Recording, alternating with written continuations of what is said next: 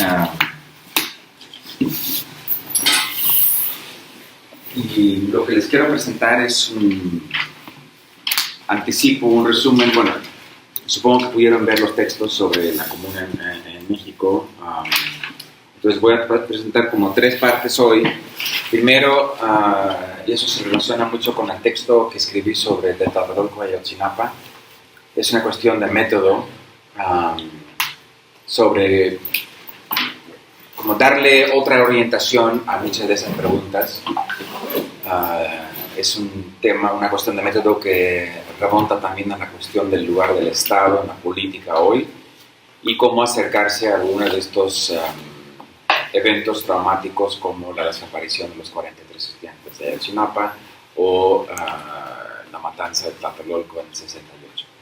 La segunda parte, trato de hablar un poco de esa cuestión del común, los comunes, la comuna, la comunidad y el comunismo, para tratar de empezar a trazar otra genealogía que no sea una genealogía centrada en Europa Occidental, ni tampoco enfocada primordialmente en la Comuna de París.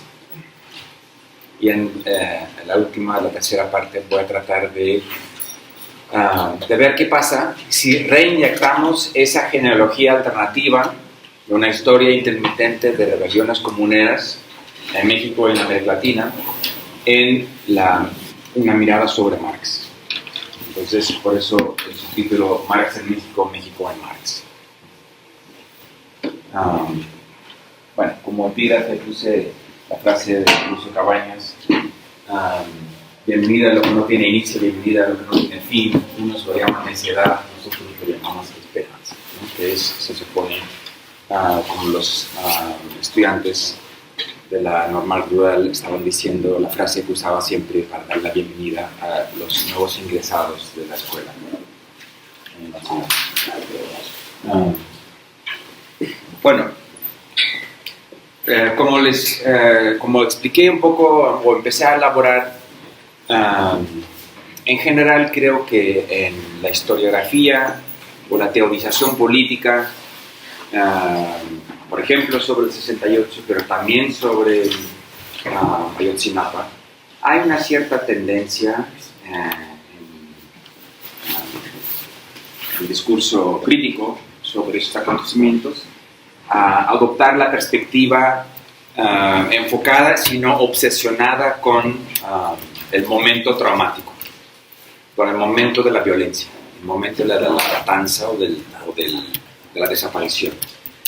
Y eso creo que produce casi el predominio de un subgénero que sería el memorial de agravios. El memorial de agravios, me interesa pensar en la estructura, de nuevo, narrativa, pero también simbólica de ese subgénero y por qué es tan común. Obviamente, desde los cuadernos de agravios de la Revolución Francesa, que se escribieron por invitación del rey, no significa que estos géneros o estos textos, esas quejas, esas demandas que se lanzan contra el poder excesivo del momento, sean necesariamente acercamientos no revolucionarios. Pero de todos modos creo que hay consecuencias del énfasis en el memorial de agravios que no nos permiten ver otros aspectos de las luchas sociales que están siendo opacadas cuando nos enfocamos en la acción violenta del Estado. Tomo, por ejemplo, el dicho y la acusación, el grito fue el Estado, para acusar al Estado por lo que pasó en la noche del 26 al 27 de septiembre de 2014. Igual, si se puede reducir un poquito. No se puede reducir todavía más.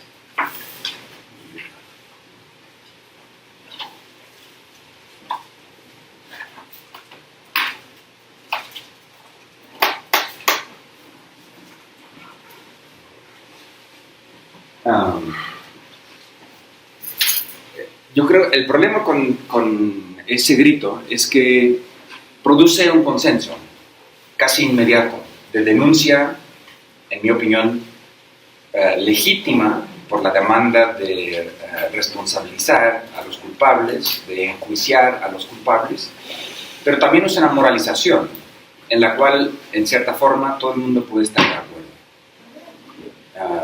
Es un poco parecido a las marchas blancas, ¿no? Contra la violencia en México, contra la pedofilia en Bélgica, contra el terrorismo en España. Esas típicas marchas, no sé, tendré que escribir la historia de esto.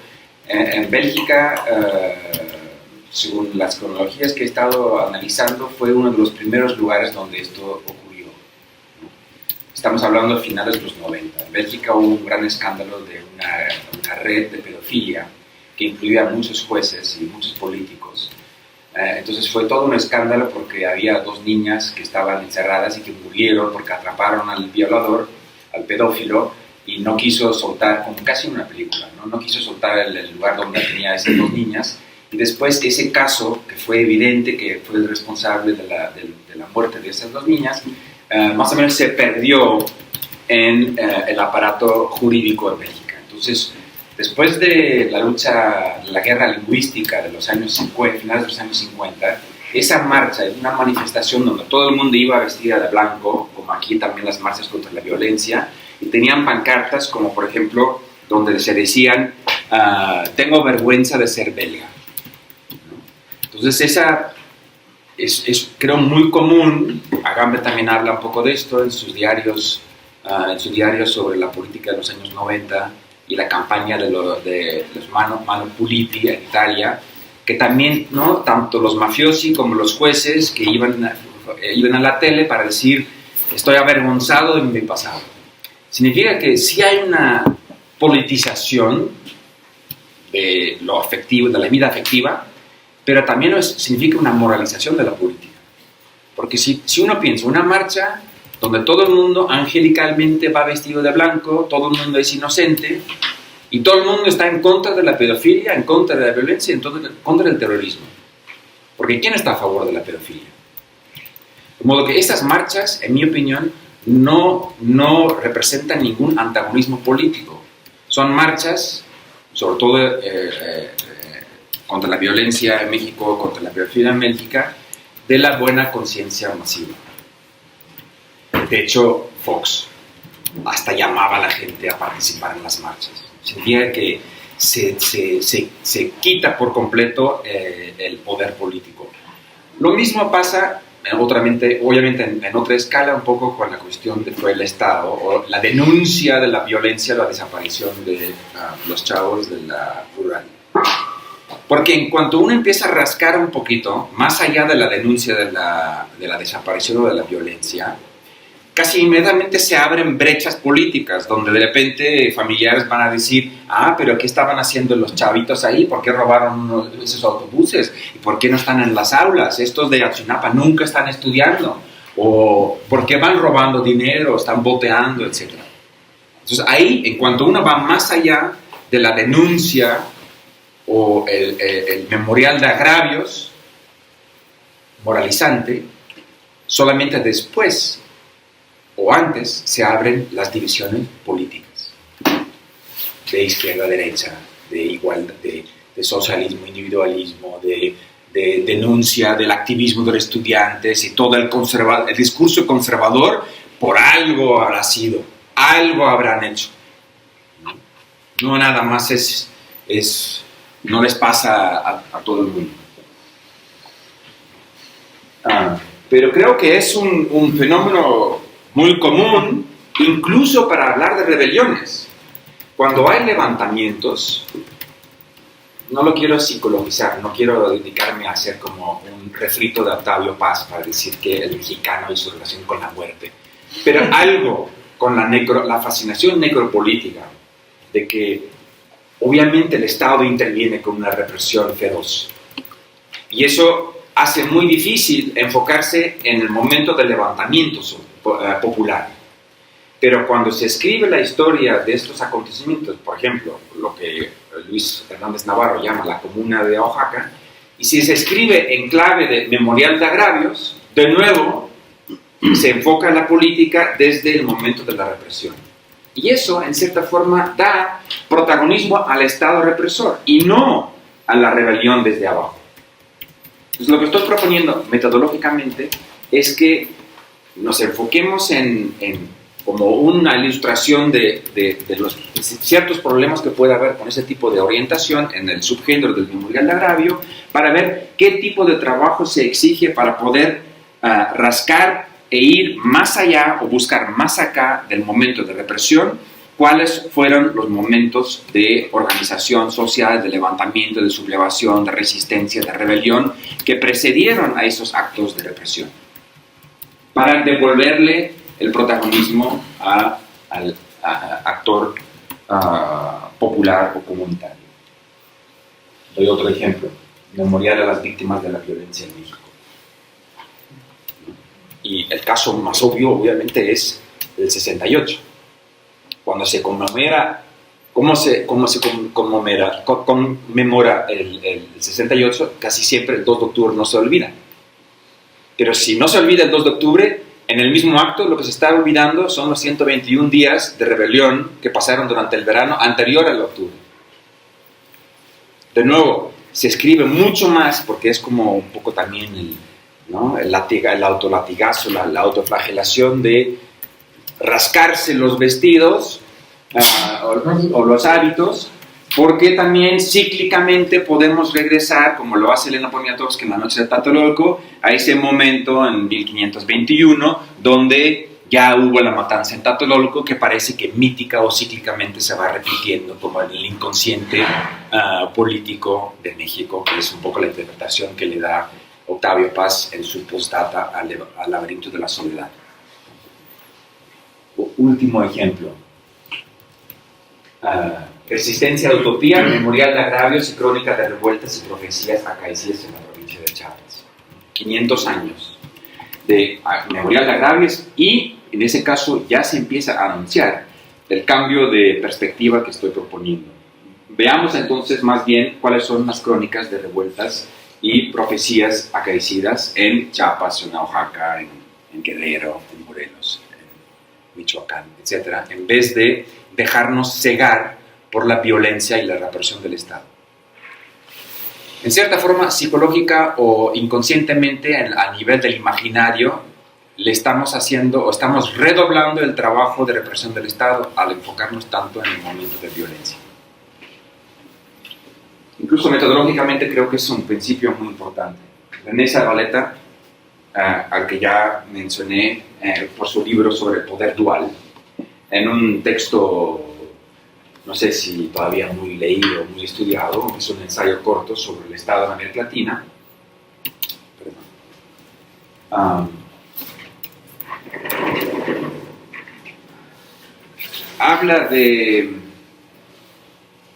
Está tratando en la línea ortodoxa marxista de entender la proporción o la articulación entre sociedad civil y Estado. Y trata de distinguir para distintas zonas cómo en la historia esa articulación, esa correspondencia llega a un grado mínimo o máximo de lo que llamo un máximo de articulación entre Estado, sociedad civil y Estado. Lo que me interesa más para esa discusión es un comentario que aparece casi como al margen, cuando habla de la mortandad como creadora de disponibilidad social. Por eso digo que, así como David Harvey habla de acumulación por desposesión, yo diría, en México, en la historia de ese tipo de violencia, de acumulación originaria recursiva, tenemos acumulación por mortandad. Dice, aquí, como en el caso mexicano y en algunos otros, no hay duda de que es importante tener en mente las consecuencias de incitaciones de tal magnitud. Está hablando de lo que él llama momentos constituyentes o ancestrales, que en general son traumáticas. Es decir, el Estado se implanta gracias a, no a pesar de, gracias a esos actos constituyentes de violencia. Porque dice, es evidente que hay varias formas de disponibilidad, es decir, cómo hacer disponible la colectividad para producir lo que Zabaleta llama sustancia estatal, porque es lo único que el Estado puede hacer, producir más sustancia para el Estado, dice. Pero también que la mortandad es sin duda creadora de disponibilidad social, porque los que viven están llanos para la recepción de nuevas creencias, que en último término son las creencias que resultan del acontecimiento, ese acontecimiento fundacional, que suelen ser momentos de violencia constitutiva. La violencia, por tanto, es una forma no mercantil de formación de intersubjetividad, sin duda la más dramática. La violencia como formadora de intersubjetividad, de disponibilidad social, no es solo por culto a los antepasados que se cultiva una sombría memoria de estas horas. Si nosotros seguimos cultivando esa sombría memoria año tras año, el 2 de octubre o probablemente a finales del año, el 26 o el 27 de septiembre, o actual, o el pasado 10 de junio, porque el calendario mexicano está lleno de la conciencia social, es un calendario que se basa justamente en esos, no de rebelión, en los momentos donde la mortandad produce disponibilidad social. Dice también que esa forma, si nosotros nos seguimos enfocando en esos momentos, en cierta forma le damos razón a la astucia del Estado. Es otra forma de astucia del Estado. Se convierte a partir de entonces en una escuela cultural y no hay duda de que las reglas estuvieran claras desde temprano en cuanto a que la legitimación es el fin principal del Estado y la supresión política su alternativa. En todo caso, tampoco la irresistibilidad se adquiere por la mera violencia. Se necesita que conste que la violencia tiene una validez estatal, o sea que es una irresistibilidad con relación a fines. En ese contexto entiendan que, en mi opinión, no quiero desprestigiar o disminuir la importancia de la búsqueda de justicia que se esconde detrás del grito "fue el Estado". Pero de todos modos, creo que hay un peligro de que estamos vinculando la violencia con el Estado y en esta forma, aunque queremos todo lo contrario. Queremos acusar y llevar a juicio a los responsables dentro del ejército, dentro de la presidencia Peña Nieto. De todos modos, estamos vinculando la violencia con la cuestión de la validez estatal y no con el momento de rebelión colectiva, de la resistencia y no la irresistibilidad a partir del Estado. En 1977, el sociólogo e historiador Philip Abrams escribió un ensayo, creo, muy lúcido sobre la teoría del Estado, de Poulantzas y de Miliband, etcétera, que se estaba creando en el contexto, sobre todo anglosajón, de este momento. Es un texto que acaba de traducirse en español en la serie de Claudio Lomnitz en el Fondo de Cultura Económica, bajo el título de Antropología del Estado. Es un pequeño librito donde tienen 3 o 4 ensayos. Uno de ellos es de Philip Abrams. Dice, me parece, de nuevo, es una confirmación del cambio casi diametral de perspectiva. En suma, el Estado no es la realidad que está detrás de la máscara de la práctica política. Es en sí mismo la máscara que no nos permite ver la práctica política tal como es. Y es, podríamos casi decir, la mente de un mundo sin mente, o demente. Es el propósito de condiciones sin propósito, el opio del ciudadano. Es decir, muchas veces la gente ve un acontecimiento político y dice, como si la verdad detrás del acontecimiento es conspiración, intervención del Estado, ¿no? Y Abrams quiere invertirlo y preguntarse, el Estado no es lo que se esconde detrás de la máscara, el Estado es la máscara que nos esconde las luchas sociales que están detrás. Da un ejemplo de lo que está pasando en ese momento en el mundo, pero las referencias específicas son menos importantes que la orientación general o la reorientación que le quiere dar a la cuestión de cómo vemos el vínculo entre política y Estado. De nuevo, estamos hablando de la legitimidad del Estado. Dice, obviamente, ¿no? What is legitimate is insofar it is legitimate, real power. El Estado tiene poder real. No neguemos tampoco que el Estado es el actor principal de la política moderna, con ejércitos, cárceles, policía especial, deportaciones, etcétera, así como toda la exacción fiscal, ¿no? Todo esto es suficientemente poderoso, no lo vamos a negar. Esos son los modelos, son las herramientas con las cuales el Estado establece su legitimidad y el monopolio del uso legítimo de la violencia. Pero es en su asociación con la idea del Estado y su invocación constante de esa idea que calla o silencia las protestas, disculpa la fuerza y nos convence a casi todos de que el destino de las víctimas es justa y necesaria. Es como cuando le decíamos, ¿y qué andaban haciendo estos chavitos en Ayotzinapa o en Iguala? ¿Por qué no se quedaban en las aulas? De nuevo, la consecuencia es no solamente que nos enfocamos en el Estado, sino que después, en esa búsqueda de la legitimidad del Estado a través de la mortandad, a través de producir disponibilidad social mediante la violencia, incluso en el nivel imaginario, que la consecuencia también es que parecemos que estamos acusando a los que se resisten y disculpando a los que oprimen. Solamente cuando esa asociación entre la idea de la legitimidad del Estado se rompe, ahí es cuando las verdaderas potencias escondidas emergen, ¿no? Y cuando lo hacen, entonces vemos no los poderes del Estado, sino ejércitos de liberación o de represión, gobiernos extranjeros, movimientos de guerrilla, los soviets, las juntas, los partidos, las clases. El Estado, por su parte, nunca emerge salvo como un llamado o una vindicación del dominio, una vindicación que se ha convertido en algo tan plausible que es muy difícil ponerlo en tela de juicio. Eso es un poco lo que quiero sugerir como cambio de perspectiva. Metodológicamente, mi impulso para escribir esa historia y esa teoría de la comuna en México corresponde a ese cambio de perspectiva.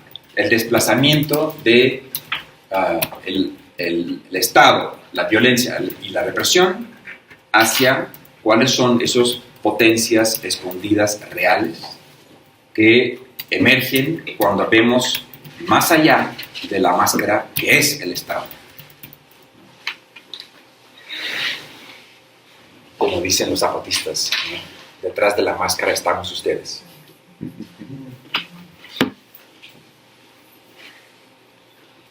Bueno, segunda parte sobre la cuestión de común, comuna, comunidad, comunismo.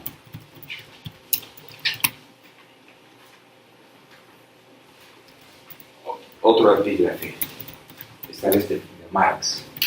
¿Qué es la comuna? Esa esfinge que tanto atormenta los espíritus burgueses. Me interesa esa frase que viene de su texto sobre la guerra civil sobre la Comuna de París, de 1871, la guerra civil en Francia, donde habla de la esfinge, pero también es un ave fénix que se incendia y renace de las cenizas. Es un enigma, es una esfinge. Y creo que en 1871, recuerden esa fecha, Marx también estaba hablando no solamente de la comuna en Francia, como forma política finalmente encontrada, dice, forma expansiva, dice, de la emancipación de los trabajadores por los propios trabajadores. Es decir, la comuna, yo creo, pero Marx no logró desarrollar esa hipótesis, que la comuna no solamente es forma política, pero está vinculada con su interrogación de la cuestión de la comunidad.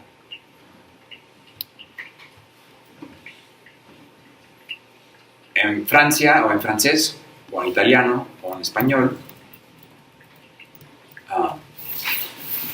comuna, como en el caso de la Comuna de París, en primer lugar designa en el siglo XIX una unidad administrativa, como pues, en Buenos Aires también hay comunas, ¿no? Son como unidades administrativas. En segundo lugar, remontando a finales de la Edad Media, sobre todo en el sur de Francia, en Italia, pero también, y Marx lo sabe, en España, las comunas son las clases burguesas que están surgiendo y que piden feudos específicos, derechos propios frente a la monarquía. Y se empiezan a llamar comunas o comunidades, como las de Castilla en 1520-21, justo coincidiendo con la conquista y destrucción de Tenochtitlán. Se llaman también comuneros o comunidades, en el sentido de, como decía Sancho Panza, levantamientos. Son comunidades burguesas, nacientes, que están tratando de establecer su autonomía, porque son las clases emergentes frente a la vieja aristocracia. Entonces, Marx escribió 9 ensayos sobre la revolución en España, o la España revolucionaria, en el periódico, y empezó con las comunidades de Castilla. A Marx no le interesaba continuar esta investigación porque para él eso solamente llevaba a la confirmación del poder de las clases burguesas. Entonces, las comunidades de Castilla, por ejemplo, para él no representaban ningún vínculo con la esfinge de la Comuna de París.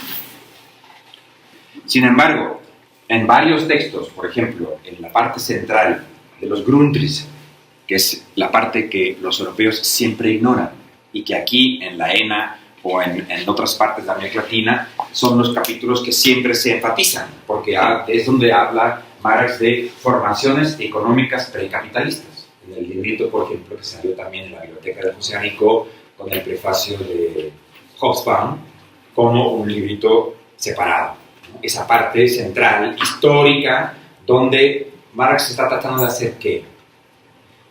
Describir con la información básica, no muy extendida, no muy exacta, digamos, antropológicamente hablando, tratar de reconstruir distintas formas de la comunidad arcaica o ancestral. Él distingue fundamentalmente 3 etapas o 3 tipos: la comunidad o la colectividad, y también la propiedad colectiva romana, el Ager Publicum, la Mark alemana, y luego lo que llama la comunidad aria oriental. Ya saben que no tienen que directamente brincar para decir Marx es un orientalista, es un racista, etc. Está tratando de simplemente distinguir de qué tipo en el despotismo oriental, con los grandes trabajos públicos, por ejemplo, la vida individual está siempre mediatizado, dice, a través de la comunidad. No es simplemente donde los individuos, como Robinson Crusoe, se enfrentan con el Estado, sino que la vida cotidiana, individual, está siempre mediatizada a través del aparato estatal y de lo colectivo.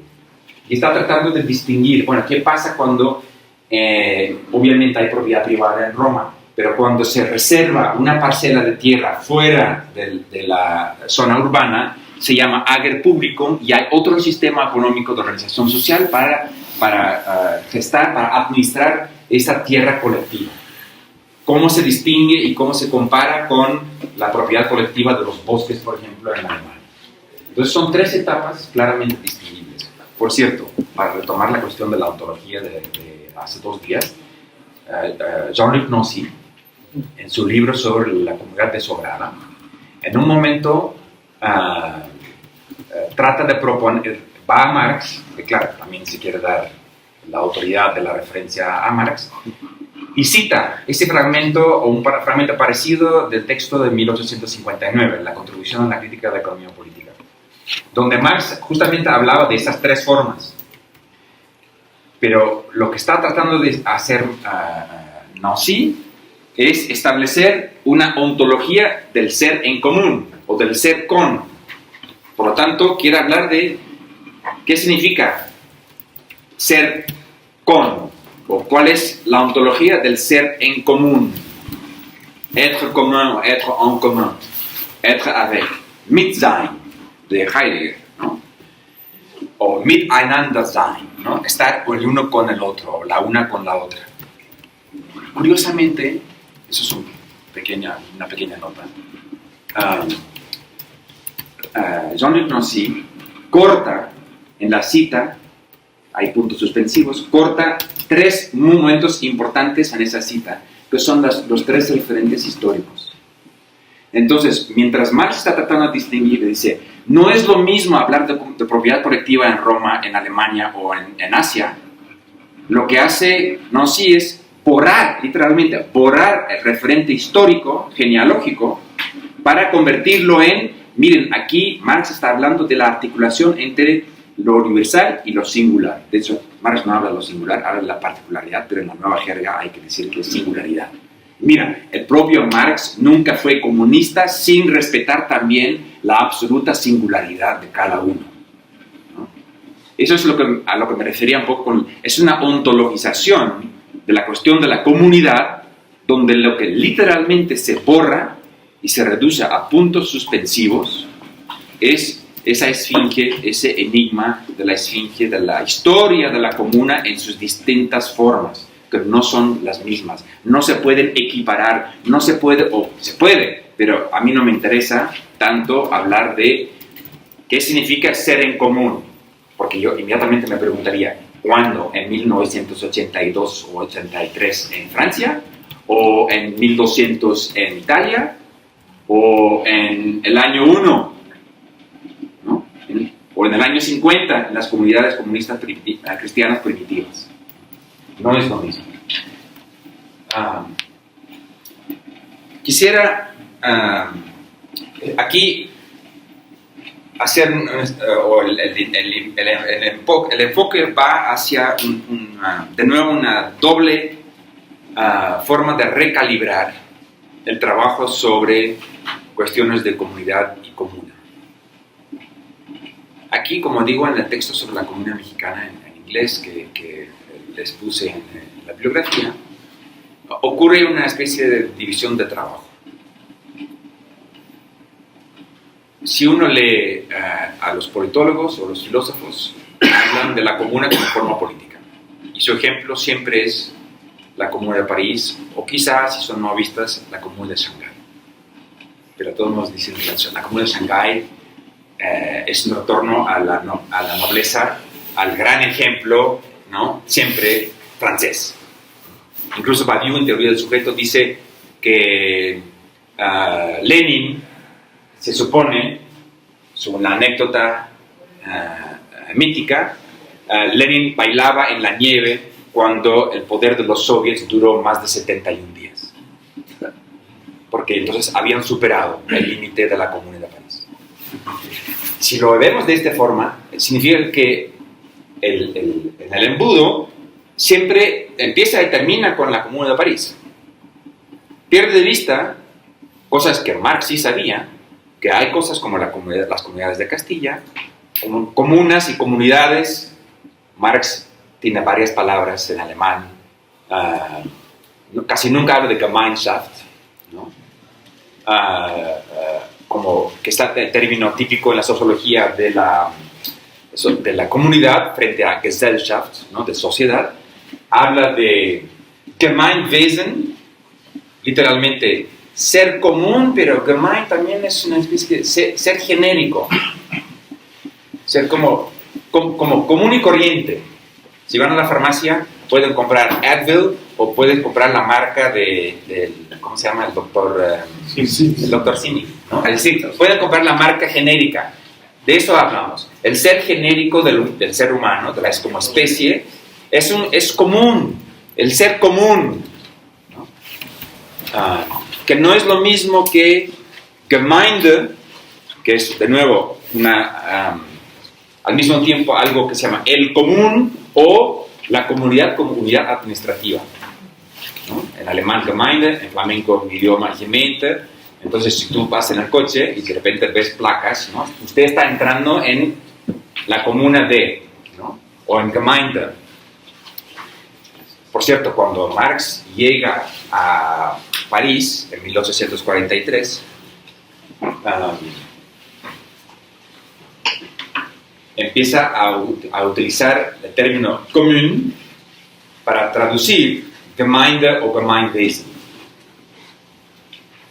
Eso es una pregunta de traductibilidad, de traducción de la conceptualización. ¿Cómo hacer compatibles la filosofía alemana con la política francesa? Feuerbach sobre el ser genérico con la actuación política de las comunas, unidades administrativas en Tolosa, en Marsella o en París, porque París no fue ni siquiera la primera comuna, que se levantan y que tratan de administrar su propio gobierno. El autogobierno comunal, entonces, ¿cuál es su vínculo con la cuestión del ser comunal genérico, que es una cuestión más bien antropológica? Entonces, la división de trabajo que ha ocurrido es que los politólogos y los filósofos políticos suelen hablar de la comuna como forma política y dejan todas esas cuestiones sobre la historia de formas colectivas de propiedad o comunidades disque primitivas, agrarias, ancestrales. Eso lo dejan para los antropólogos, para los etnógrafos. ¿Sí? No lo están pidiendo esto para firmar.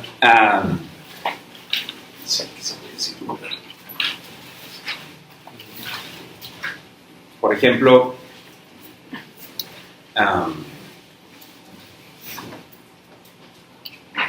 incluso alguien como Etienne Balibar,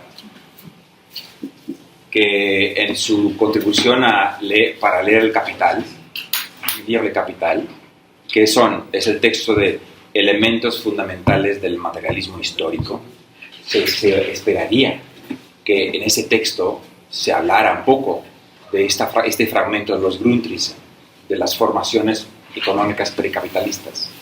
Y no, cuando cita y se refiere a esto, dice, esto es como, no lo discutamos, no hablemos de eso porque eso es el mal Marx, eso es el Marx historicista.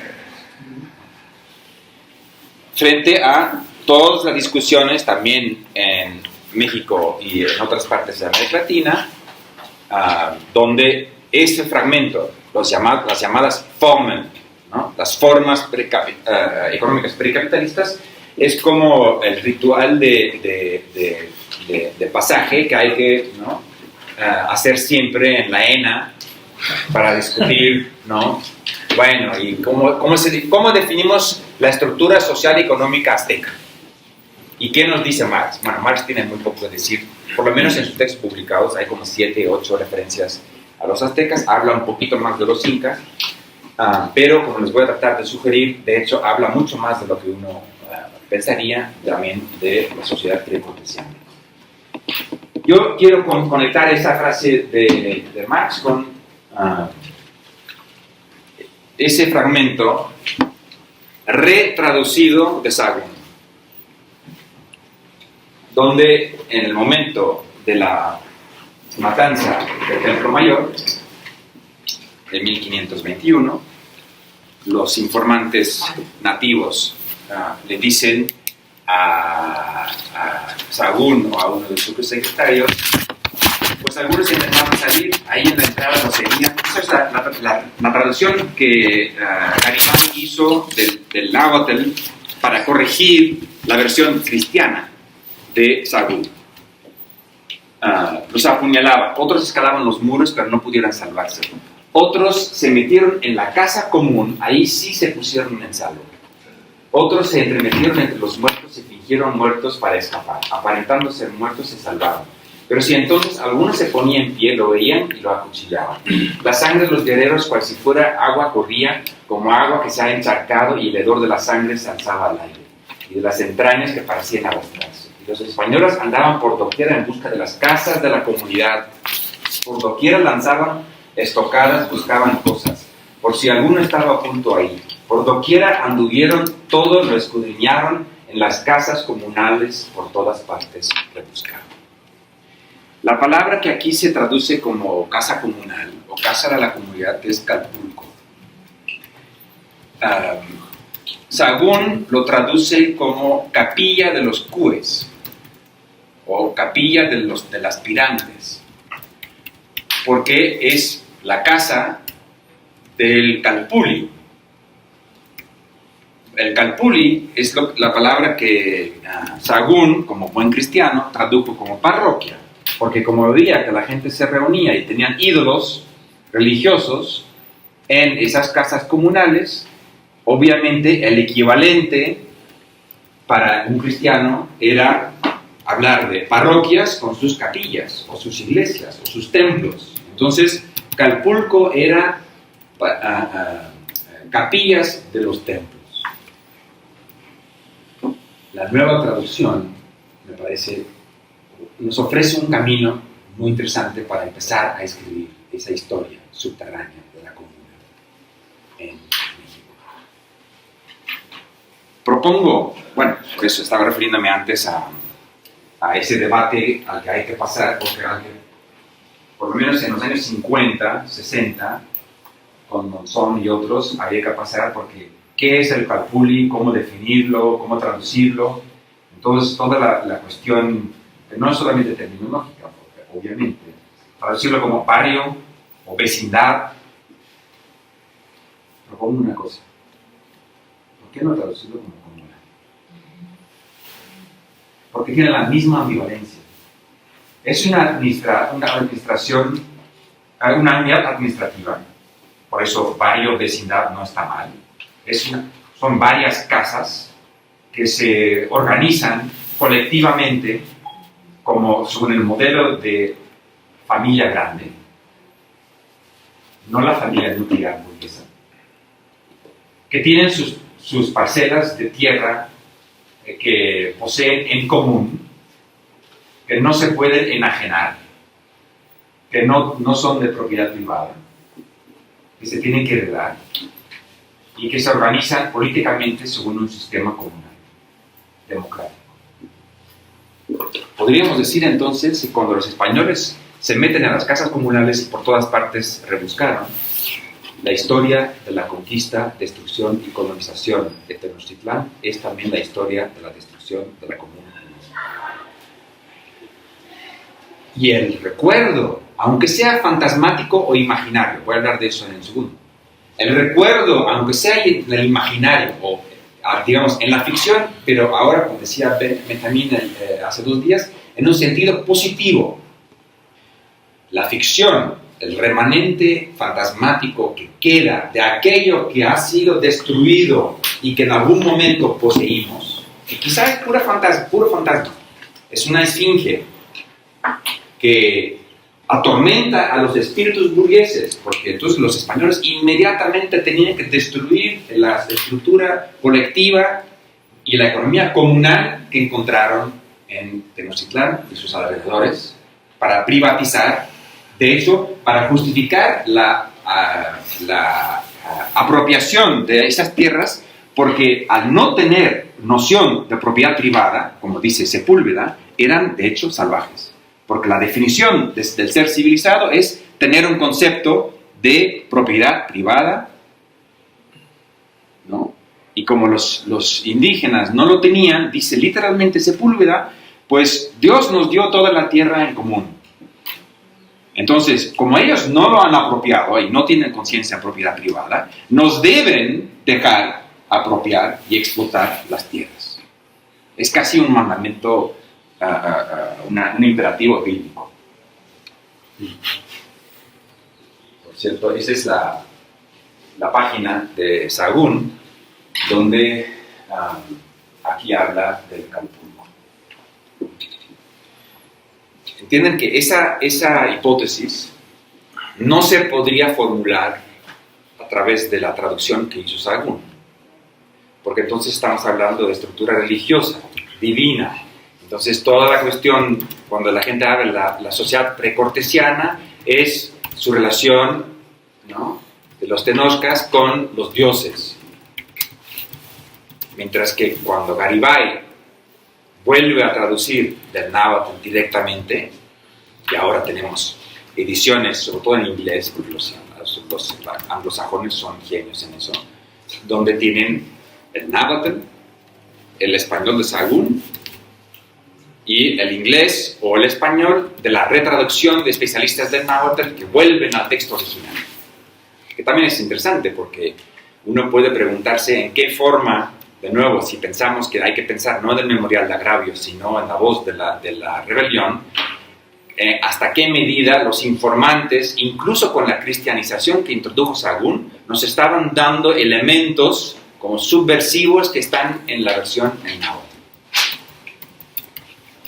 Recuerden, eso es pura anécdota, pero recuerden Pongamos que eso es la casa comunal, representada aquí.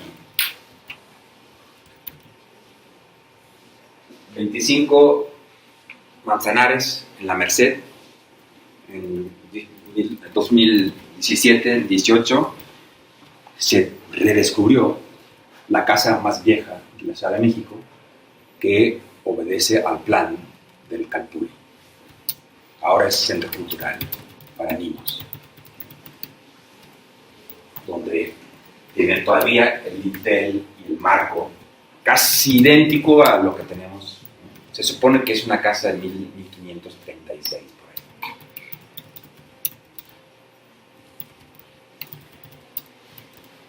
Quizá me van a decir, bueno, pero todo eso es un invento, estoy fantaseando. Y puede ser. Creo que de hecho todos lo hacemos. Lo perturbador, pero también lo fascinante, es que todo el mundo habla de los mismos textos. Hay muy pocos documentos para saber realmente cuál era la estructura social, económica, política de la sociedad precortesiana.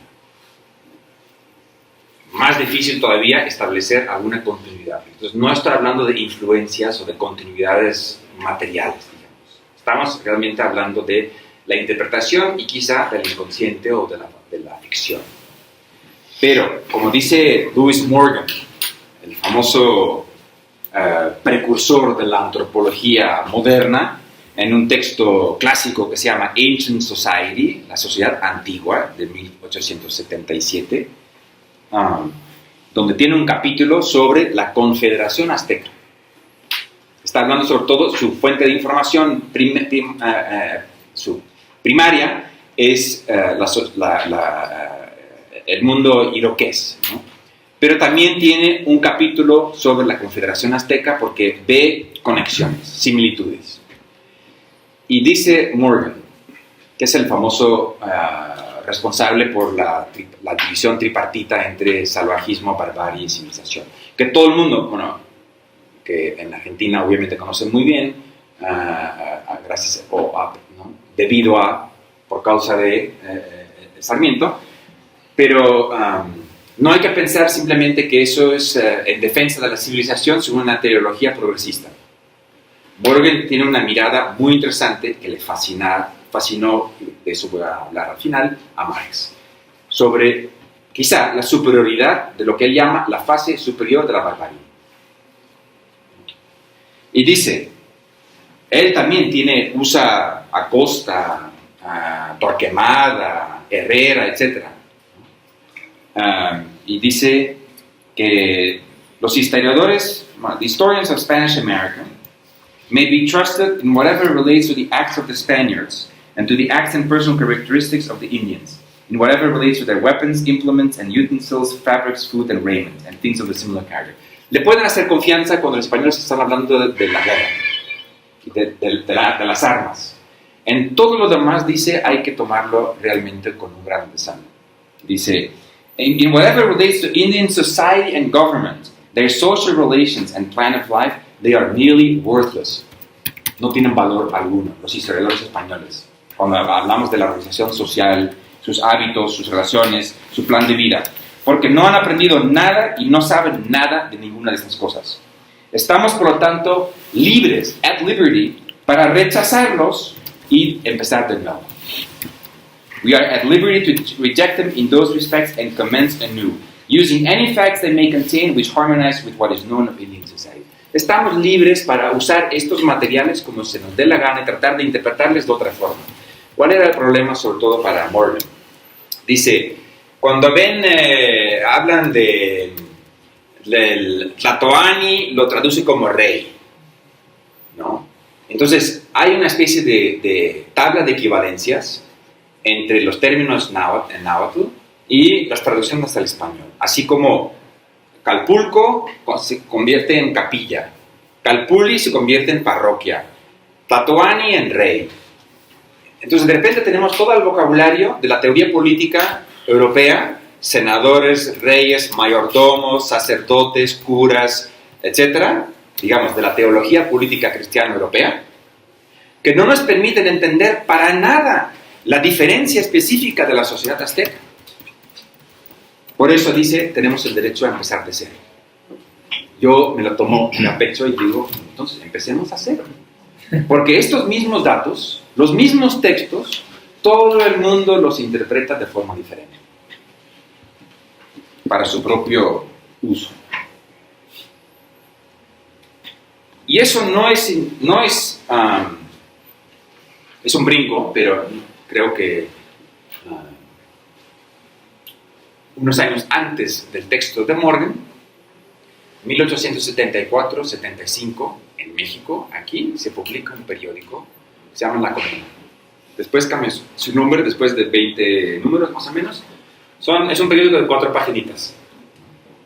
Se vendía bien, o sea, vendían 1000 y el éxito era tal, creo que en la segunda serie que se llama La Comuna Mexicana, hasta 3000 ejemplares.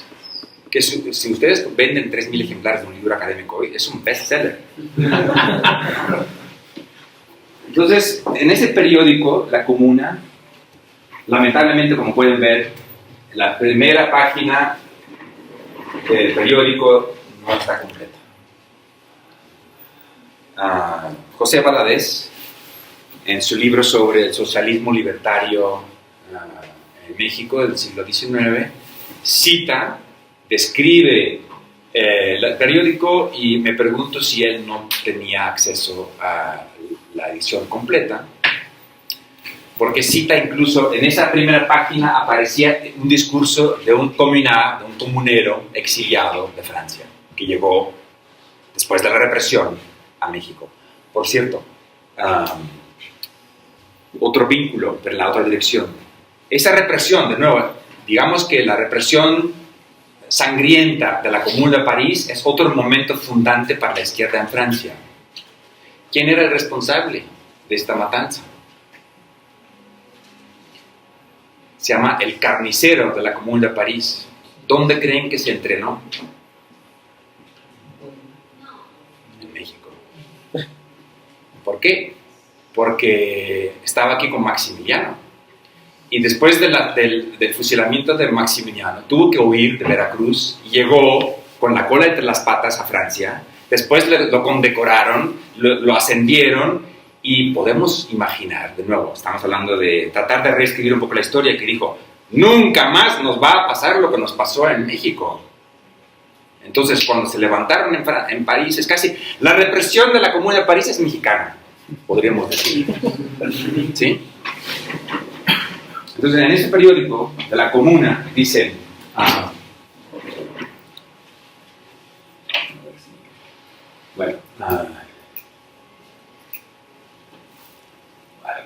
es que no se puede ver bien. ¿Cómo sale esto para...? Bueno, no importa. Se pierde un poquito. Dice, algunos creen que ya ganaron, ¿no? Porque lograron que el estruendo de sus cañones ahogase los gritos de nuestras gargantas. Pero se equivocan.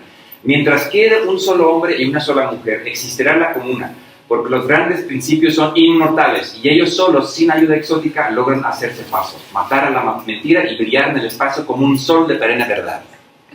La comuna vive en Francia como en México, en los Estados Unidos como en Alemania, en China como en Arabia. Pero es preciso que nos reunamos todos los hombres de buena voluntad para trabajar por la consolidación de nuestros principios, para que se levante un nuevo Kosciuszko para la emancipación de la Polonia, un Kossuth para la libertad de la Hungría, otro O'Connell para arrebatar la Irlanda de las garras del león británico, un nuevo Garibaldi para proclamar la República Italiana, otro Céspedes para independer las Antillas, un hombre grande para cada idea, un Cristo político religioso para redimir de nuevo al mundo, para borrar las fronteras entre los pueblos, para demoler los tronos de los reyes, para cambiar en ósculos de paz las frases de odio, para sustituir la tea con la antorcha, para reemplazar el retonar de los cañones con un himno grandioso eterno, por haber obtenido una nación única, el mundo, una religión única, la del trabajo, ya no me acuerdo qué digan después, una sola virtud o algo así, el trabajo.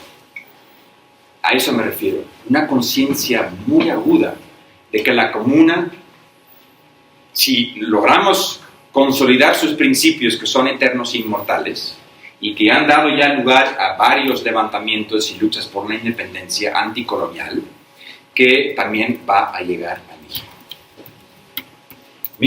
1877, el mismo año en que Lewis Morgan publica su texto sobre Ancient Society.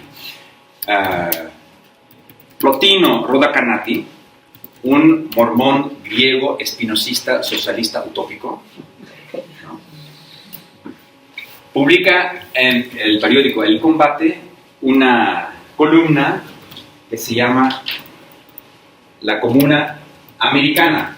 Los pueblos se levantan, los pueblos se unen. Aquello que hubieran sembrado los gobiernos en sus pueblos, eso mismo cosecharán. Y dice, la comuna ha estallado en América. Una simple huelga de operarios del ferrocarril ha sido el germen que ha desarrollado la comuna en el Erie, en el canal de Erie, en el norte de Estados Unidos, en Pensilvania. En 1877 ocurrió la huelga más grande del siglo XIX en Estados Unidos. En los periódicos en Estados Unidos se acusaba como instigadores de esta huelga a los comuneros de Francia. Ya estaban con el discursito ese de que son siempre, ¿no?, agitadores extranjeros, porque nunca es posible que... La policía nunca reconoce que es posible que la gente del mismo lugar se levante contra ellos. Siempre tiene que venir de fuera, porque aquí todos somos, ¿no?, unidos. Que los hermanos que unidos, ¿no?, sean. Y dice, entonces, Plotino Rodacanati, que hizo su viaje de Grecia por París, donde estudió a Fourier y se hizo socialista utópico, pasó por Estados Unidos, por eso vivió la huelga de Erie y descendió a México, porque en México, y eso fue un sueño, de nuevo, un fantasma, una fantasía muy común entre los socialistas utópicos en el siglo XIX, que había la promesa de que en México podían comprar tierra del gobierno para crear comunas socialistas utópicas. Entonces ese fue, además de que quería implantar consolidar la iglesia mormona, con esa mezcla un poco rara de socialismo utópico, iglesia mormona, fourierismo y filosofía espinosista inmanente. Y dice, me parece muy importante, bueno, además todo eso es providencial, ¿no? Todo es providencial y necesario a la vez, porque Dios y la naturaleza se identifican en el universo para el filósofo, para Spinoza, aunque nuestra imaginación flaca y enfermiza hace abstracción de las cualidades del ser único y se finge quimeras. Y eso me parece muy importante porque, de nuevo, para mí eso es la lógica de la historia que quiero escribir.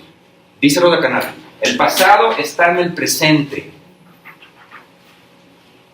Como se halla todo en el porvenir. Es una locura, pero el pasado está en el presente, o sea, parece un calentur, ¿no? Parece un juego de palabras, pero el pasado está en el presente.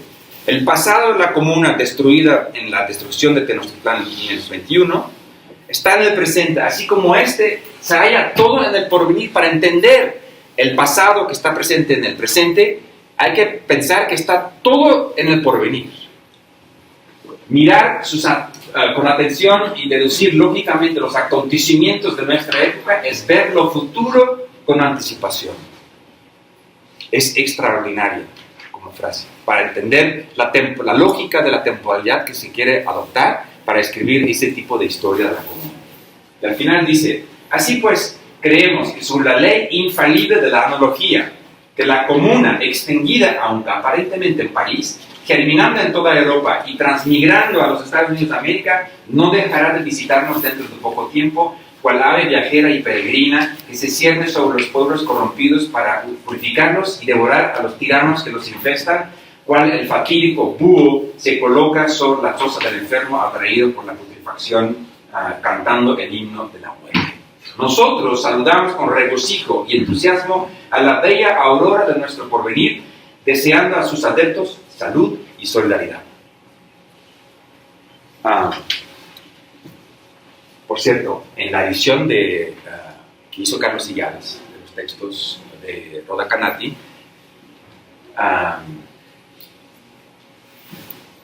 pone el fatídico bao en vez de búho. no saben el tiempo que yo me he pasado, antes de encontrar el original, el tiempo que yo me he pasado, preguntar a todo Dios si en mexicano o en español existía la palabra bao. Pues la gente decía, claro, bao con B chica. Dije, no, bao con B grande. Después quizá hay una palabra griega, entonces preguntando a amigos que hablaban griego. Nada, entonces, puro error de transcripción, quizá de un estudiante, pobre estudiante, Carlos Sillada. Yo no tengo asistentes para que me hagan la transcripción, entonces nunca he tenido, entonces yo tuve que ir a buscar el propio periódico. Bueno, ¿alguien de aquí quizá? ¿Sí? No, bueno, bueno, Roda Canati en Chalco fundó una escuela utópica, socialista, fourierista,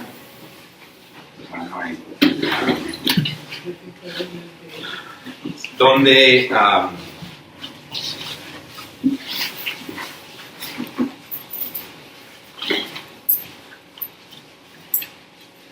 entrenó a varios comunistas, entre ellos Julio López Chávez, pero también varios maestros rurales que se convertirán en los ideólogos de Zapata. Entonces, poco a poco creo que la historia se vuelve un poquito menos fantaseada, un poquito menos imaginaria. Adolfo Schily, en su libro sobre el Zapata, sobre la Revolución Interrumpida, bautiza el experimento de autogobierno, de reforma agraria y de autodefensa militar en Morelos entre diciembre de 1914 y diciembre de 1915, lo bautiza él la Comuna de Morelos. Claro, en ese momento Schily es trotskista ortodoxo, usa todo el vocabulario de la historiografía europea, de modo que habla del ala jacobina, de la convención, etc.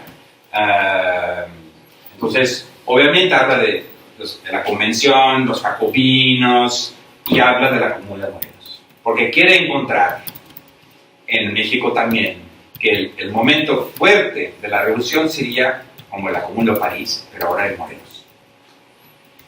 Schily, en ese texto que escribió en la cárcel, donde estaba con revueltas y con García Cantú.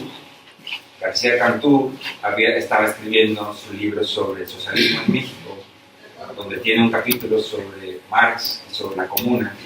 En ese capítulo sobre la Comuna, Cantú cita el mismo periodiquito de la Comuna Mexicana, habla de todos los textos de Marx que se refieren a México. Entonces es muy probable que el gorila, Díaz Ordaz, sin quererlo, produjo un laboratorio en Lecumberri para pensar en la Comuna, porque los juntó.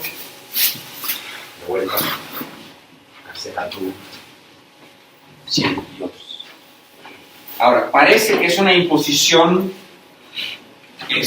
extraña, ajena, de un vocabulario marxista, trotskista, impuesto sobre el caso de la interpretación de la revolución de la Comuna de Morelos.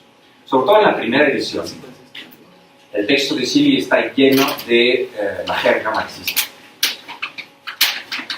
En las nuevas ediciones que hacen, sobre todo en 94, fíjense la fecha, borra toda la jerga marxista, pero mantiene la terminología de la Comuna y añade capítulos, así como borra la referencia proletariado y etcétera, añade cosas con la misma temporalidad que anuncia Roda Canati, diciendo, ahí en 1914-15 se lanzó el máximo esfuerzo, ¿no? Es el punto culminante de la Revolución Mexicana, no la Constitución del 17, ni siquiera la entrada de Villa y de Zapata en el Palacio Nacional o en la Casa de los Azulejos, sino después, cuando se repliegan sobre Morelos y hacen el experimento de reforma agraria más radical que ha habido en América Latina, posiblemente más radical que la reforma agraria en Cuba. Y entonces añaden, en 94, cuando hace la reescritura y también cuando se saca la edición en inglés, que larga memoria tendrá ese experimento y está sugiriendo que el levantamiento del 1 de enero del 94 de los zapatistas en Chiapas es una especie de repetición y redención de esa Comuna de Morelos. A eso voy. Primero, tratar de ver si esto es o no un invento de Chile o mío. Artículo 1 de la Ley Agraria de Manuel Palafox, pero también con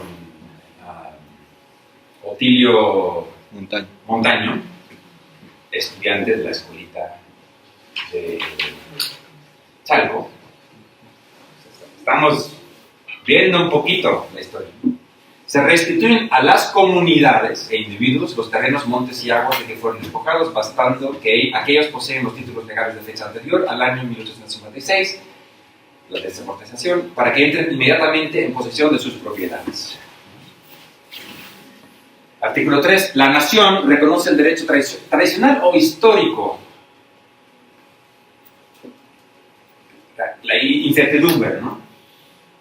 Estamos hablando de esa memoria ancestral, tradicional, histórico, de algo, hay alguna forma de organizar la propiedad colectiva y también la organización social que viene de la tradición o de la historia, que tienen los pueblos, rancherías y comunidades de la República a poseer y administrar sus terrenos de común repartimiento y sus ejidos en la forma que juzguen conveniente.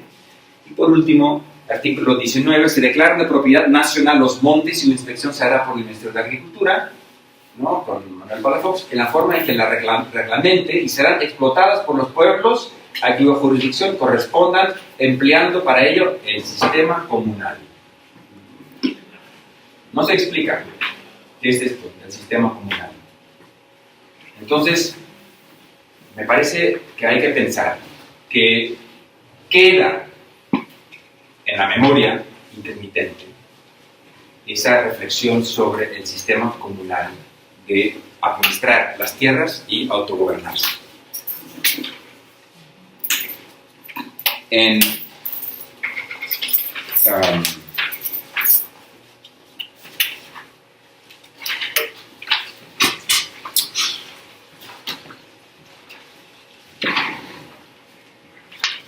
su libro de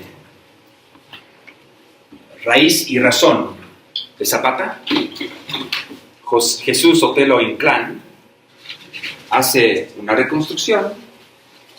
También sabe que todo el mundo lo va a tildar de loco, pero sugiere que él tiene una continuidad en los archivos que demuestran que Zapata es el Calpuleque de Anenecuilco y que hay 400 años de papeleo que remontan justamente a la época colonial y que sugieren que cuando eligen colectivamente a Zapata es el jefe del Calpulli. Y dice más o menos Sotelo Inclán que las diferentes menciones de los calpuleques en Anenecuilco son tantos vínculos de una larga cadena que quizá no conoce interrupción sobre el curso de varios siglos. Por supuesto, faltan muchas conexiones.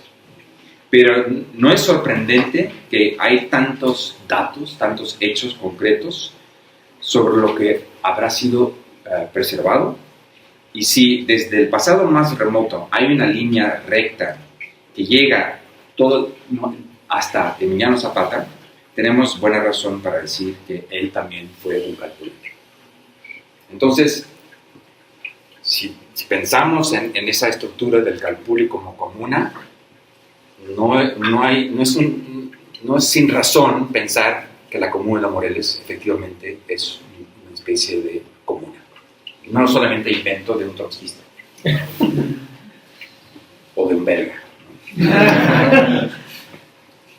Ahora, curiosamente, en 94, Chile viaja a Carolina del Norte con una beca en el Centro de Humanidades, cerca de Raleigh-Durham, donde está la Universidad de Duke.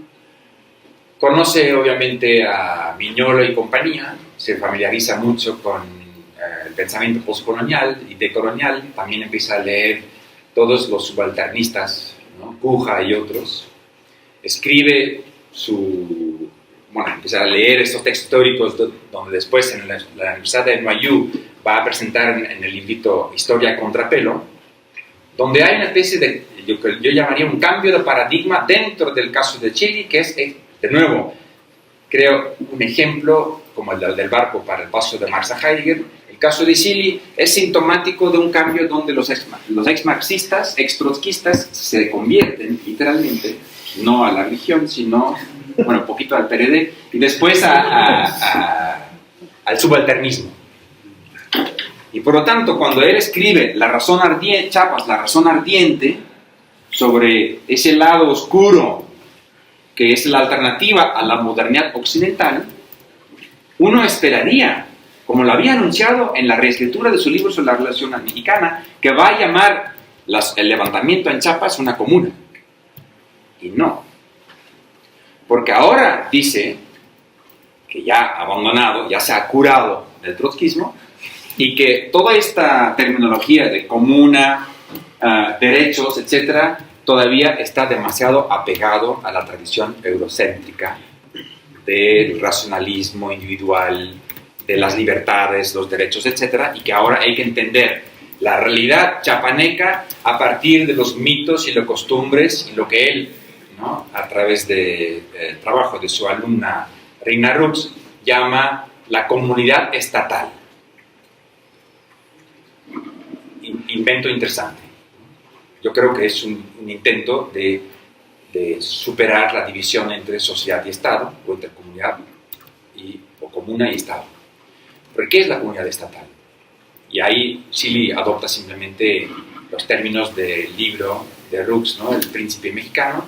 Pues la comunidad estatal es el ordenamiento de un régimen de mando y obediencia que se va trastocando con levantamientos como los de Chiapas, que obliga cada vez a reformular las relaciones jerárquicas de poder, y que entonces dependen mucho más de pactos, mitos y creencias, y no solamente de constituciones, leyes o derechos.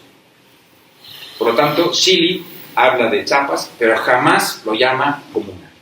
Hay que esperar, obviamente, a los anglosajones para quedarse un poquito retrasados, porque todavía no les ha llegado la noticia que de su gran maestro Adolfo Chile abandonó la terminología de la comuna. Entonces ellos van al libro de Chile sobre la revolución interrumpida, usan su misma palabra y ellos sí dicen Chiapas es una comuna.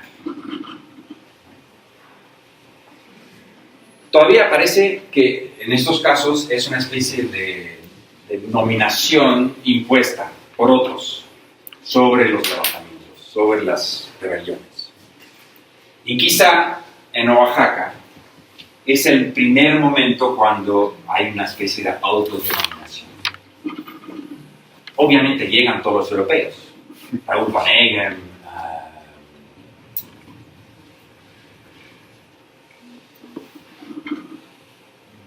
el de Michael Levy, ¿no?,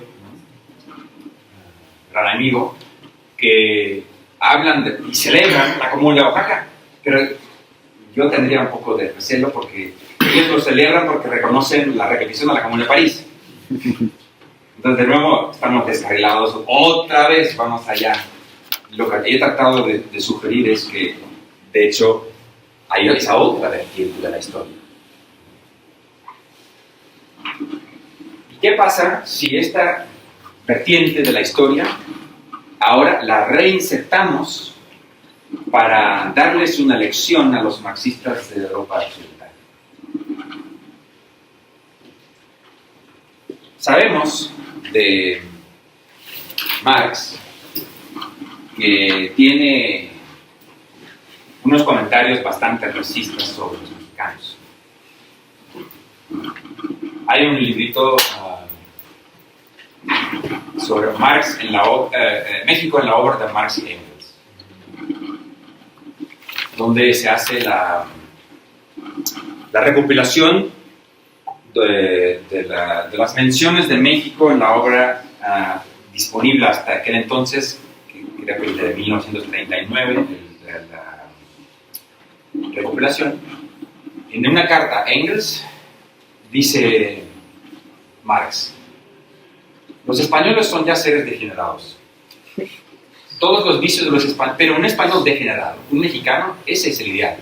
Todos los vicios de los españoles, grandilocuencia, fanfarronería, quijotismo, se muestran ellos elevados a la tercera potencia, excepto la solidez de los españoles. La guerra de guerrillas de México es la caricatura de la española y aún las tropas regulares que abandonan el campo aparecen superadas hasta la infinito.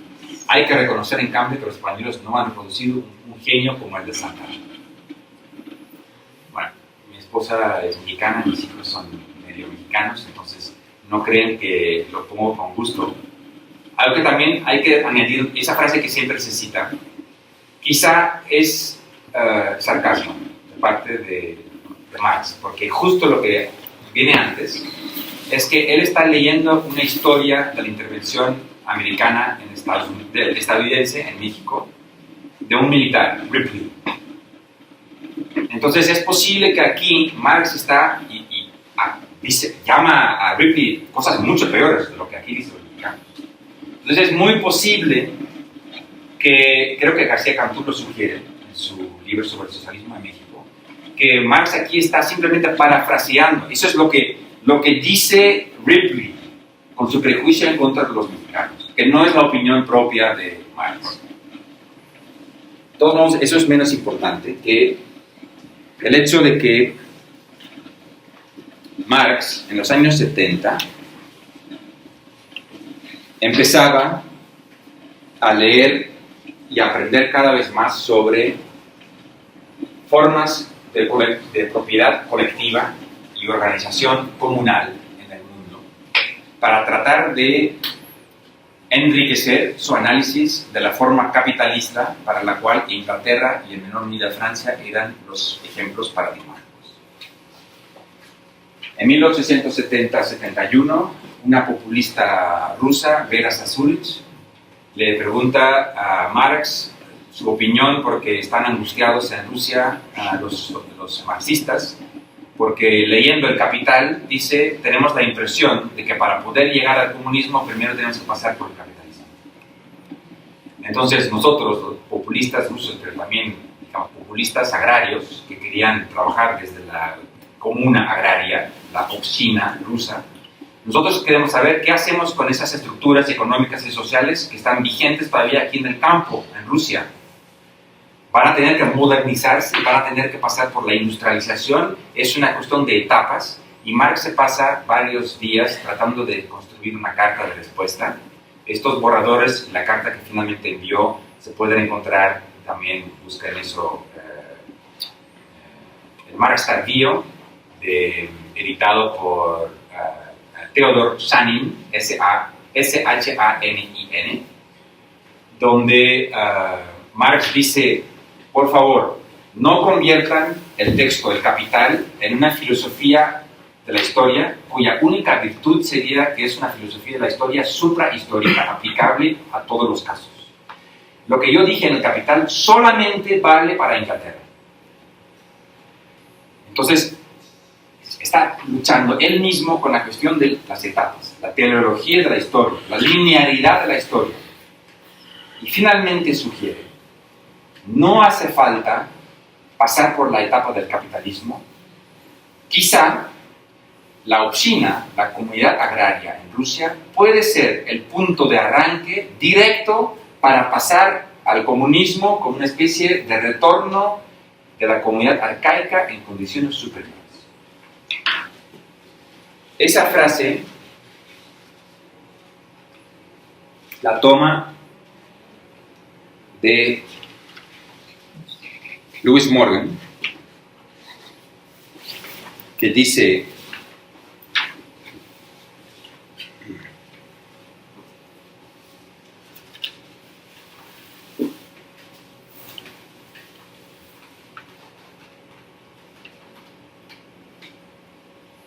en inglés. When the gens, como gente, ahorita explico qué quiere decir eso. When the gens have become fully developed in its archaic form, it would propagate itself over immense areas through the superior powers of an improved stock thus created. The influence of the new practice, so when it had become fully developed in its archaic form, it would propagate itself over immense areas through the superior powers of an improved stock thus created. ¿Por qué es importante Morgan para Marx? Morgan tiene un interés por lo menos doble para Marx. El primer interés es polémico, el segundo es teórico. El polémico, lo que les dije antes, Morgan le permite a Marx acercarse a la realidad histórica del mundo prehispánico para tratar de entender cuáles son las estructuras sociales, económicas y políticas de las periferias o de las colonias, rechazando las traducciones españolas por los historiadores en términos de la teoría política de Europa occidental cristiana. Entonces hay que rechazar los términos como rey, senador, Estado, porque dice Morgan, lo que él llama la Confederación Azteca no es un Estado.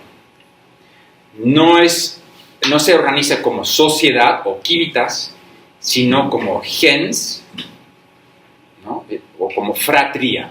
Hay una especie de, si decimos organización clánica, clan, de nuevo parece que estamos denigrando esto, si estamos en una linearidad, que como cuando la gente dice, cuando hablan ahora de Irán o Irak o Afganistán, ¿no? Cuando los gringos hablan de Afganistán, dicen, son siempre conflictos tribales, ¿no? Como decía Carl Schmitt en su libro sobre Gnomos de la Tierra, si tú perteneces a la fraternidad de las naciones de Europa Occidental, puedes llamar tu guerrita, guerra, y hasta puedes codificarlo con, ¿no?, los códigos de Ginebra, dentro de la Jus Europeum Christianum, es decir, dentro de las leyes de la amistad. Más allá de la línea de Amity Lines, de la línea de la amistad, están los enemigos, ¿no? Pero dentro de este circuito hay una organización donde civilmente las naciones modernas europeas cristianas se pelean en guerras codificadas. Esto es la unidad europea que se pierde en 1898 después del Congreso en el Congo belga, y que rompe con el nomos, la ley de la tierra que organizó hasta ese momento la división de la tierra en zonas donde solamente las naciones europeas pueden hacer la guerra, los demás que tienen pues, conflicto tribal, ¿no? Pero Morgan no lo entiende así. Morgan de hecho está tratando de encontrar una alternativa superior en esa fase intermedia entre salvajismo, bárbara y civilización. Después dice, los aztecas y los iroqueses ocupan el lugar superior de la etapa de la barbarie, y como se organizan democráticamente, horizontalmente, tienen comunismo en su vida cotidiana, y no es una organización de ciudadanos en una sociedad o una civitas, sino una fratría o una gens que se organiza por relaciones de consanguinidad. De hecho, quizá nos podría servir para criticar los problemas del régimen parlamentario, democrático, estatal de Occidente. Y él está pensando en Estados Unidos. Entonces, Morgan incluso va tan lejos, y eso es ya la contribución teórica de Morgan para Marx, va tan lejos para sugerir que en el potencial de esa gens hay estructuras igualitarias, colectivas y democráticas, es decir, consejos o asambleas y no estados, que podrían volver. Y Marx insiste en sus cuadernos. Marx copia simplemente del libro de Morgan, copia en sus cuadernos, que ahora están disponibles como apuntes etnológicos. También busquen apuntes etnológicos, les sale en PDF. Pero lamentablemente en español han traducido todo al español. Y lo extraordinario de los apuntes en sus cuadernos de Marx es que hace una mezcla, una cacofonía de citar frases en inglés de Morgan, traducirlo para él mismo en alemán, y luego como hay palabras en náhuatl que está citando Morgan, tratando de entender, pero es como notes to self, ¿no? Notas para mí mismo, y cuando uno la traduce todo al español, si ustedes van a la edición española, pierden de vista porque no pueden distinguir cuándo está citando en inglés a Morgan y cuándo está añadiendo algo Marx. Es muy importante. Lo increíble es que Morgan habla del Altepetl en la sociedad azteca, que se basa en propiedad no privada, sino colectiva o comunal de la tierra. Habla de su organización administrativa, los distritos, las casas grandes, las 4 divisiones de Tenochtitlán. Trata de definir pueblo, tanto en su significado étnico, ¿no?, el pueblo mexicano, como administrativo, ¿no?, como ciudad, más quizá. Y habla de la gens o fratría, o a veces linaje, como la unidad básica de la organización social azteca. Les voy a dar algunos ejemplos de lo que apunta Marx en sus cuadernos. Estamos hablando de 1837, el mismo año en que Roda Canate dice la comuna va a llegar a México. Estamos hablando de la comunicación azteca. Posesión de las tierras en común. Vivían en grandes hogares compuestos de varias familias emparentadas y hay razones para creer que practicaban el comunismo en la vida del hogar.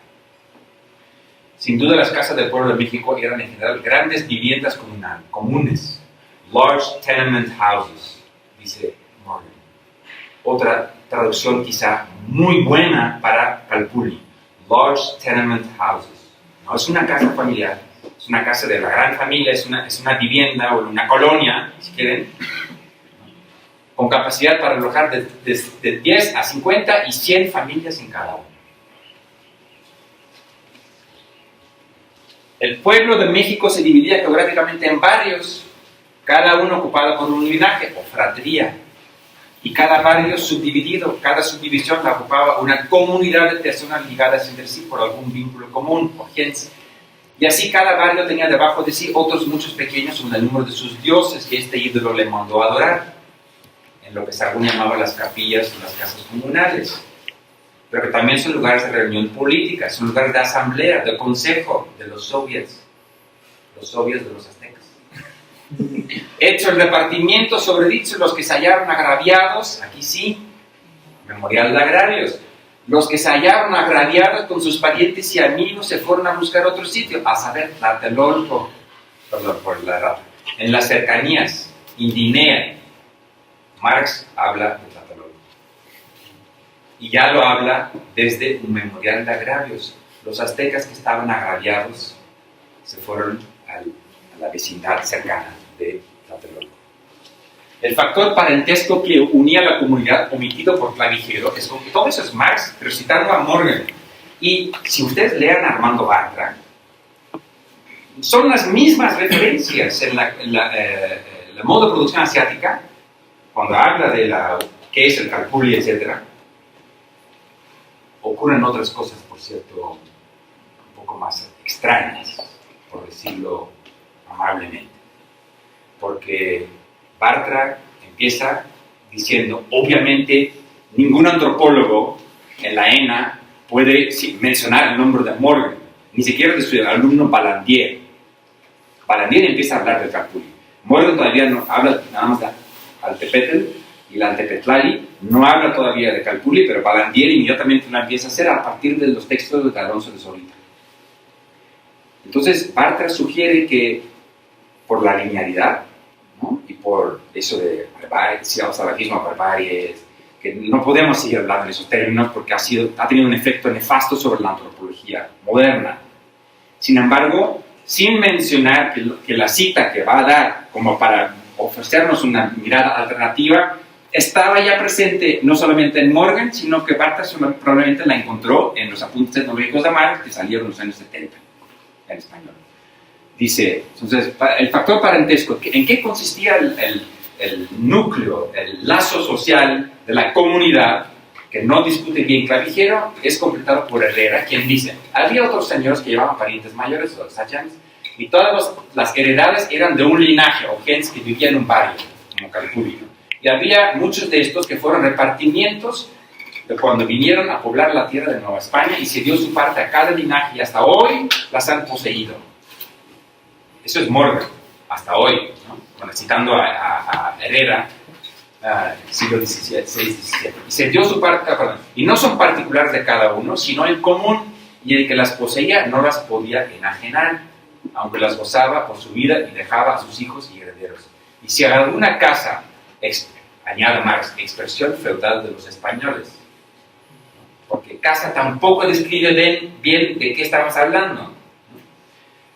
Si alguna casa se acababa, en el sentido del linaje, esa unidad de la gran familia, quedaba el pariente más cercano que las daba al que los había menester del mismo barrio o linaje, y no se daban a otro y se podían dar a renta a los de otro linaje. Ahí creo, para terminar, que existe la posibilidad para añadir más piezas a esa rompecabezas y a escribir entonces una historia de la Comuna de México para la cual yo creo hasta Marx tenía intuiciones al final de su vida. Marx nunca escribió ningún texto a partir de sus apuntes etnológicos, pero este cuaderno sobre Morgan se lo dio a su amigo Engels y dijo, por favor, escribe algo con esos materiales. Entonces Engels publica El origen de la familia, la propiedad privada y el Estado.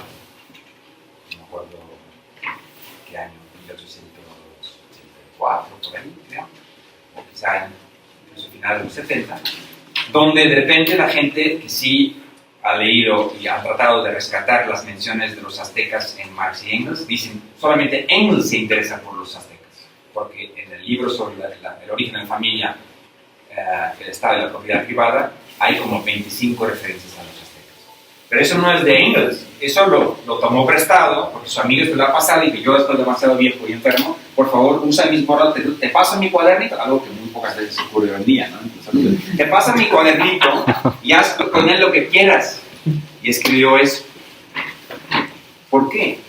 Porque después de la Comuna de... Yo no me puedo imaginar que Marx, después de la Comuna de París, pudiera pensar en Gemeinde, Comuna o Gemeinwesen, sin pensar también en lo que estaba discutiendo con los amigos y amigas rusos y lo que él estaba leyendo para entender cómo los iroqueses y los aztecas se organizaban colectivamente, democráticamente, con, como dice Morgan, un comunismo, living communism, comunismo en su hogar, en su vida cotidiana. Eso es todo.